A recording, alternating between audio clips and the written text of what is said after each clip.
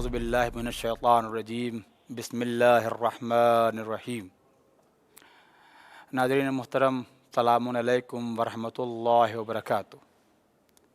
آج کا ہمارا موضوع ہے امام زمانہ اجل اللہ تعالیٰ فرجہ شریف اور ان کی غیبت کے اسباب، یعنی آپ کی غیبت کی وجہ کیا ہیں، وجوہات، اس کے پیچھے سبب کیا ہے۔ ناظرین محترم، غیبت کوئی ایسا امر نہیں ہے جو مسلمانوں کے درمیان ایک نیا امر ہو، بلکہ غیبت کے لیے، غیبت کے حوالے سے تاریخ میں ملتا ہے کہ دیگر انبیاء بھی چند وقفوں کے لیے، کوئی نبی 40 دن کے لیے، کہ کوئی 10 دن کے لیے، تو کوئی چند دنوں کے لیے غیبت میں گیا تھا اور وہ امت سے دور رہا تھا۔ بے عین ہی یہ بھی ایک غیبت ہے، لیکن اس کا عرصہ طویل ہے، لیکن یہ بھی انہی غیبتوں کی طرح ہے۔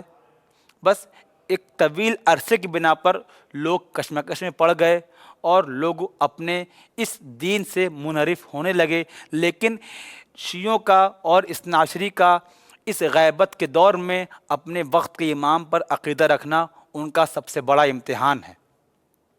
ناظرین محترم، اس غیبت کے اسباب کیا ہیں؟ غیبت کا پہلا سبب، یا یوں کہوں غیبت کی ایک پہلی حکمت یہ ہے کہ غیبت ایک راز الہی ہے۔ پروردگار عالم نہیں چاہتا کہ اس نے غیبت کیوں کی ہے، وقت کے امام کو پردے میں کیوں رکھا ہے، کس وجہ سے رکھا ہے، اس کے پیچھے حقیقی علتیں کیا ہیں، وہ لوگوں کو بیان کرے۔ بلکہ جب غیبت ہو جائے گی، جب ظہور ہو جائے گا اور غیبت مکمل ہو جائے گی، تو ممکن ہے کہ ہمیں غیبت کی اصل اہداف اور غیبت کے مقاصد کا علم ہو۔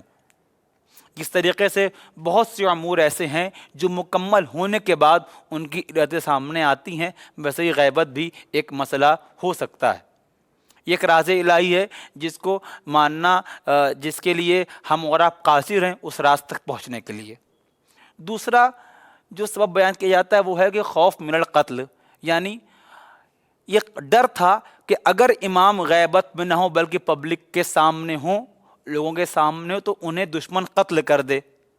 لہذا امام، جس طریقے سے باقی ائمہ کو قتل کر دیا گیا، چونکہ امام کو قیامت تک باقی رہنا ہے، لوگوں کی ہدایت کے لیے ایک ہادی کا ہونا ضروری ہے، لہذا پروردگار عالم نے کہا کہ اگر تم دنیا میں میرے بھیجے نمائندوں کو قتل کر سکتے ہو تو میں پروردگار عالم اتنا باقدرت تو ہوں ہی کہ اس کو اٹھا لوں، پردے غیب میں رکھ دوں، وہ ہوگا بھی مگر تمہیں نہ دکھائے گا، اور اس طریقے سے وہ تمہارے شر سے محفوظ رہے گا اور وہ قتل و غارت گری سے محفوظ رہے گا اور وہ پردے غیب سے ہدایت کرتا رہے گا۔ یہاں پر ایک اشکال مختصر سا وہ یہ ہوتا ہے کہ یہ بتائیے کہ اگر پروردگار عالم کو وقت کے امام کو لوگوں سے محفوظ رکھنا تھا، قتل سے محفوظ رکھنا تھا، تو وہ ایک معنی پیدا کر دیتا، وہ قادر مطلق ہے، وہ کچھ ایسا کر دیتا کہ کوئی امام کو قتل ہی نہ کر پائے، کوئی بھی امام پر تلوار، چاقو یا آج کے اسلحوں سے حملہ ہی نہ کر پائے، یا اگر حملہ کرے بھی تو بے اثر ہو جائے اور امام محفوظ رہے۔ اس کے لیے غیبت میں رکھنے کی کیا ضرورت تھی؟ امام یہاں ہوتا، ان سے استفادہ کرتے۔ اس کا جواب علماء نے یہ دیا کہ دیکھیے، اگر امام یہاں ہوتے اور ان پر حملے اثر انداز نہ ہوتے، ان کو موت نہ آتی، ان کا انتقال نہ ہوتا، اور ظالم اور ان کے درمیان موانع پیدا رہتے، تو ہر شخص آنکھیں بند کر کے ان پر اعتبار اور ان کو امام مان لیتا، پھر مومن امتحان سے محفوظ رہ جاتا، اس کا امتحان نہ ہو پاتا، جبکہ یہ دنیا امتحان کے لیے خلقی گئی، یہ جائے امتحان ہے۔ ہر ایک آنکھ بند کر کے جب دیکھتا کہ ان پر حملہ اثر انداز نہیں، تو لہٰذا یہ امام ہے، یہ کوئی الگ مخلوق ہے۔ بلکہ یہ بھی احتمال قوی تھا کہ جب وقت کے امام کو موت نہ آتی اور دنیا کا ہر فرد مر رہا ہوتا، تو انسان یہ دیر ذہن میں بٹھا لیتا کہ یہ خدا ہے، لہٰذا ہمیں ان کی پرستش اور ان کی پوجا اور ان کی عبادت کرنی ہے۔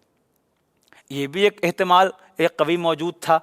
دوسرا ایک احتمال جو یہ تھا کہ اگر ہم امام کو دنیا کے سامنے رکھتے اور ان کی ہدایت کا سلسلہ جاری رہتا، تو یہ جنت و جہنم کی خلقت بیکار ہو جاتی۔ کیوں؟ کیونکہ اب جو مومن ہے وہ ظاہر امام کو دیکھ رہا ہے، جب دیکھ لے گا تو بمشکل ہے کہ وہ ان پر ایمان لا لائے. جو بھی ان سے ملے گا وہ ان پر حتماً ایمان لائے گا، چونکہ یہ الحمدللہ صاحب حیثیت ہوں گے، صاحب علم و فضل ہوں گے، صاحب قوت ہوں گے، زندہ ہوں گے ہزاروں سالوں سے. اور پروردگار عالم نے 2 چیزیں خلق کی ہیں اور امتحان لے کر وہ فیصلہ کرے گا. لہٰذا پروردگار عالم نے غیب میں رکھ کر ہمارا امتحان لیا تاکہ ہم اپنے ایمان کی طاقت پہ عمل کریں اور پروردگار عالم کو بتائیں کہ پروردگار ہم تیری حجت سے واقف ہیں، اس کو جانتے ہیں اور اس کو امام گردانتے ہیں. وہ حاضر ہو یا غائب ہو، میرے لیے اس کا وہی عقیدہ ہے جو دیکھنے والے کا ہے، میرے لیے اس کی وہی اہمیت ہے جو ایک دیکھنے والے کی ہوتی ہے. پروردگار عالم ہم چاہتے ہیں کہ ہم اس امتحان میں ہم کامیاب ہو جائیں اور روز محشر تیری بارگاہ میں سرخرو ہو جائیں. پروردگار ہمیں اس لائق بنا دے کہ ہم تیرے امام کے سامنے، تیری حجت کے سامنے اپنے اس سر کو بلند کر سکیں اور امام کے لشکر میں شامل ہو کر اسلام کو اور شریعت کی حفاظت کر سکیں. والسلام علیکم ورحمۃ اللہ وبرکاتہ.